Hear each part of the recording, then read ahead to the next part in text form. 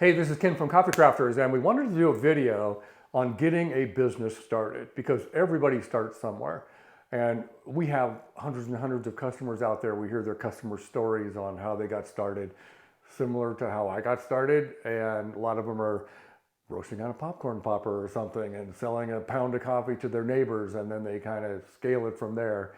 But starting a business where you can actually make a decent income and good income in your spare time, you have to have a little bit more capacity and you have to have a little bit more thought put into it. So we thought we would do something to tell people the easiest way to get your business started. The number one easiest way to legally get a business started is under the cottage food laws.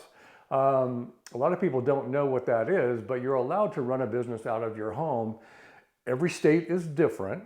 And so we found a resource for cottage food laws. It's a website called forager.com, and we'll put a link up here on the screen for you. And when you go to this website, you look at the cottage food laws, every state is listed. And when you click on that state, it comes up and tells you what the venues are that are allowed, the foods that are allowed. Almost every state in the union allows the sale of coffee retail. Some states don't allow coffee to be sold wholesale, and they have some other restrictions. Some states limit the amount of money you can make in a year. Some states don't. But this website actually tells you the states with the most favorable laws, but it tells you almost every law of every state, so it really helps you get started. And the cool thing about doing that is it really allows you to get the barrier of entry without a lot of paperwork to get started. So some of the states, like California as an example, cottage food laws are changing around the country. They're adopting a new set of cottage food laws, and it's being adopted by more and more and more states. That really opens it up for doing a home business. And so we really want you to visit that website. We have a link here. And we also have a video just about this website in a learning section that we have on the Coffee Crafters YouTube channel, where you'll find all kinds of videos about doing things, but specifically for the cottage food. One of the other things about running a business is trying to find some equipment to do it with, because one of the things we found is a lot of people who get started roasting coffee, they'll buy a little 1 pound tabletop roaster or something, and they might do 2 or 3 or 4 or 5 pounds an hour. But as you start to scale your business, that starts to take a lot of time quickly. So one of the things we did when we developed our last roaster, which was this one, was really concentrating on those startup businesses and a machine that was productive enough. This will do 21 pounds an hour, productive enough to get your business started. And especially if we're looking at, some of the venues for selling, this is enough really in your spare time, to make some really decent money. Because it's not about how much a machine will do in 8 hours, which some of them will say, hey, our machine will do 40 pounds in 8 hours. Well, that's fine, but a lot of people don't have 8 hours to roast. So it's like, how much money can I make if I roast for an hour? So that's one of the things about the machine. In developing machines for home roasters, which is really our specialty, 75% of our customers when we started this company had little to no roasting experience, and they were installing their roaster in a home environment. And so this roaster right here is just like hooking up an electric clothes dryer, basically. This is a deluxe model, so it does take a 40 amp, 240 volt circuit, but it fits in a very small space. We have it installed on a cart. This is a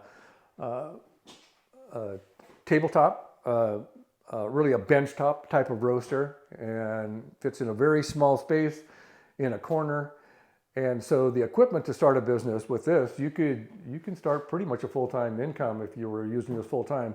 But the real interesting part is what we see people actually doing with it. We have retired people using these machines to supplement their income. We have stay-at-home parents who want to not have a full-time job. They have kids to take care of, whatever. They want something that gives them the flexibility to make that really good part-time income in not a full-time 40-hour-a-week job. So this machine right here is really good for that. We have another machine over here One of the things, we're going to be selling these together as a business startup package. Our fill and seal machines want to get into the K-Cup market. If you look at K-Cup packaging equipment, the cheapest entry-level stuff you get from China is about $10,000. And they do about 10 cups a minute. They're slow, you have to load them. This is a manual machine, which is actually really fun to use. And I can do 12 cups a minute easy with this machine manually. And so even the people at iFill Cup, they're the ones that make these cups that are pretty cool. They have a hinge lid, 100% recyclable. It's really a good piece of equipment. We actually sent them one, and they're not a business partner. We have no money exchanging going either way, but I love their product. They like our product. They wanted something to be able to refer people to on the entry-level side. So anyway, that's the kind of equipment that we use. So one of the things people want to know is, how much money can I make with this? So let's just put some numbers out there. And I want to use some conservative numbers, because the conservative numbers are something that anybody can pretty much achieve. So a lot of cottage food laws do not allow wholesale. That means you can't sell your coffee to a coffee stand for wholesale, a grocery store for wholesale, a restaurant for wholesale. Some states do allow you to wholesale coffee. So you can look that up on forager.com and find out what the rules are in your state. But one of the things we find is people a lot of time are going to do retail. So that is, they're going to roast the coffee and sell it to somebody for a retail price, not a discounted price.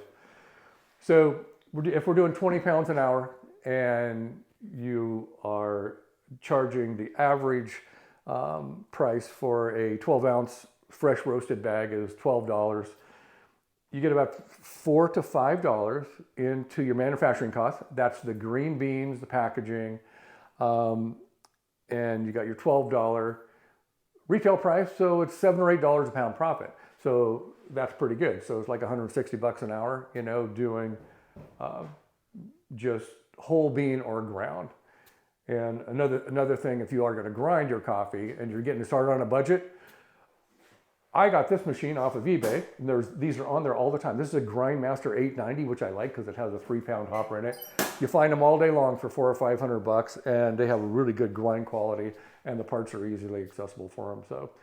So anyway, so that's kind of what you're looking at. So if you have an hour to roast, and then you're going to take your time to package it, in a couple of hours, you can have that coffee processed. There's $160 worth of profit in it. If you want to double the profit on a pound of roasted coffee, and it's one of the things I like about a machine like this. So yeah, it only does 20 pounds an hour, but if you take that and turn it into coffee pods, you can get about 30 pods in from a pound of coffee, and those are full pods. Cool thing about these pods is, the reason we like iFill Cup is, you have to differentiate yourself when you're selling pods, because a lot of people can order them online for 40 cents a pod or something. But if you do fresh roasted ones, these hold up to 50% more coffee. So you can sell them as turbo pods, jumbo pods, fresh roasted coffee, which you usually don't get in a pod. It's always been sitting in a warehouse somewhere. If you're doing coffee pods with these, and these pods are not as cheap as the people who are buying hundreds of thousands at a time, but your manufacturing cost for coffee and the pod is about 30 cents a pod. You sell them for $1, it's 70 cents. So you look at 70 cents profit out of 30 pods, that's about $21 profit per pound. And if you're adding a box to that, so one of the things with this machine here is it also accommodates standard size boxes, so you can load these pods and it'll load your 12 count, 18 count, 24 count. Anyway, if you're loading your pods, the minimum, even looking at the higher prices, is $16 per pound, which is actually a good profit margin. And so we find it's good to blend, have pods available. Getting into the pod business only can be difficult because people use pods for convenience. And so it's really nice to be able to offer them with your whole bean and your ground coffee. So that's kind of how the money works. Throughout the years, we've seen coffee prices go up and down. During COVID, it got really high, and then now it's going back down. Purchasing coffee is something that people don't know. Like, where do you purchase? We have videos in our educational section about where to buy green beans. You can actually buy them through our website. We partnered with a company, Wholesale Origin. One of the things we like about them is they break beans down into small quantities if you want to try something. And if you want to buy whole bags of the beans, they're the same beans. They're not cruising the warehouses buying out of date old stock and selling small quantities like a lot of places. But purchasing beans is important, and it's one of the things we realized when we started our business building roasters is we were dealing with new roasters.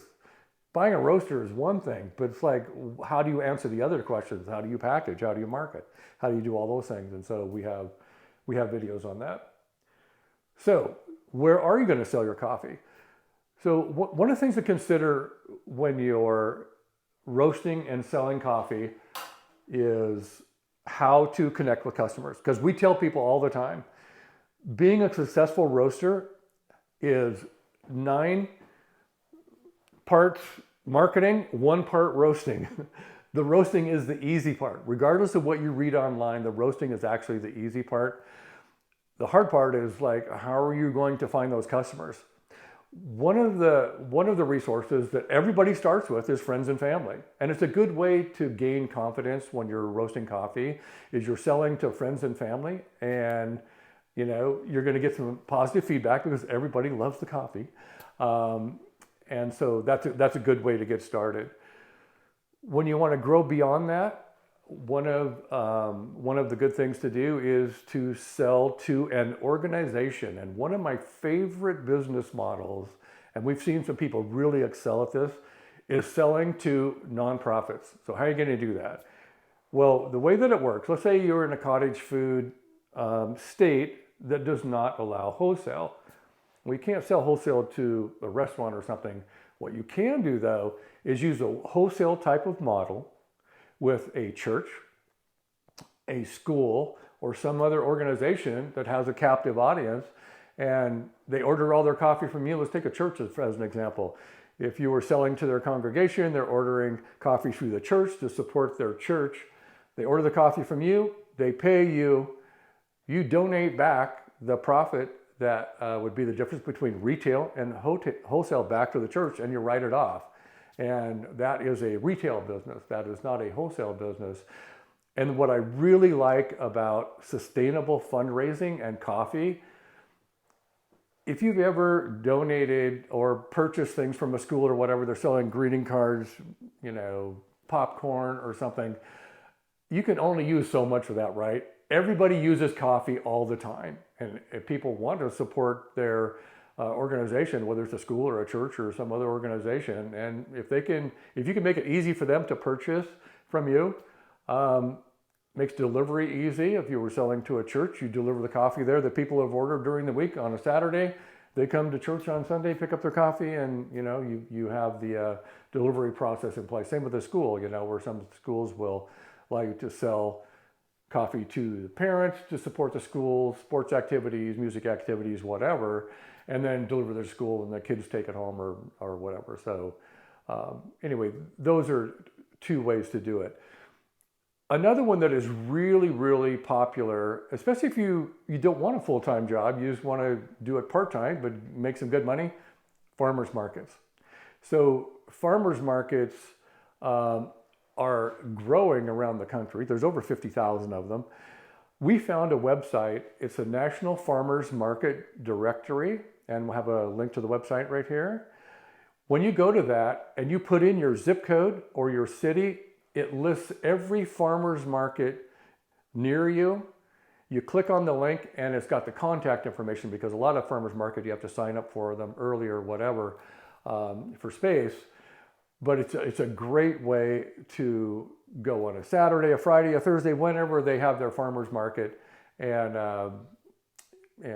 sell your products there. As you're selling your products there, you can also get new full-time customers. So it's a great venue for marketing. So those are 3 ideas for getting started selling. Obviously, friends and family, the nonprofit one, which I really like that one, and the farmers market, which is easy too. So go to the links, look at the cottage food laws for your state, which will show you what venues you can have, how much money you can make, all those types of things.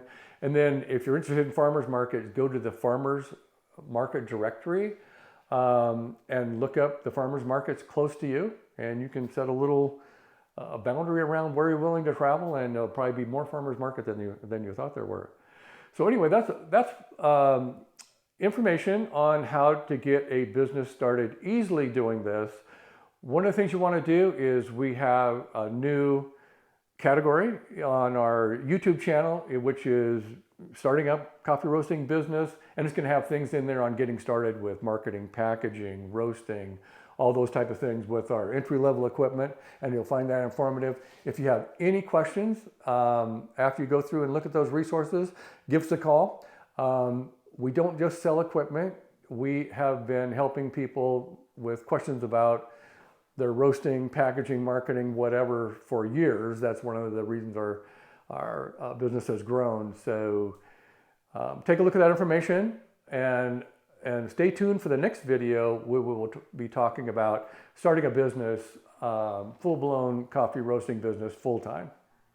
Thank you.